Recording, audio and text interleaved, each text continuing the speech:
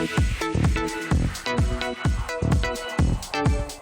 evening and happy Wednesday, chika mga kapuso. Nakisayaw at nakising-along ang mga dugong Pinoy sa Toronto, Canada kasama ang Sparkle Stars na tampok sa Taste of Manila event. Makichika kay Athena Imperial. First time ko sa ganitong klaseng aeroplano. Parang meron ko sariling kwarto talaga. Maraming netizens ang nag-like at comment sa post na ito ni Task Force Firewall star Miguel Tan Felix. Kaya natin ihiga yung kama. Sa pagpapakita niya ng saya at inner child sa first-time experience na ito on his recent trip to Canada. Pumunta si Miguel doon para sa Taste of Manila event sa Toronto. Tampok sa 2-day Pinoy celebration na ito ang pagkaing sariling atin at cultural traditions.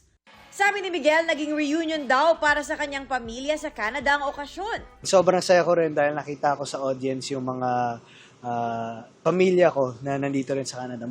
Marami kasi akong kamag-anak dito sa Canada. So dumayo pa sila ng mga ilang oras para lang manood ng show. Sparkle Artists ang sagot sa lively entertainment ng Taste of Manila. Media partner naman ang GMA Pinoy TV. Di rin napigilan ng ating mga kababayan na sumayaw sumunod kay Rochelle Pangilinan. Nakita ko yung ngiti, yung sabay sa pagkanta at pagsayaw nyo sa mga performance namin. Maraming salamat. At makising along kina John Rex at Paul Salas. I'm just so happy. Nakikita ko na masaya sila and mas natutuwa ako mag-perform pag ganun yung nangyayari. So, thank you guys. Mas grabe yung naramdaman kong vibe and energy. Parang wala ako sa ibang bansa. Ando doon yung energy ng Pinoy. Game rin ang mga Pinoy na nakipagkulitan kay Shuvi Etrata.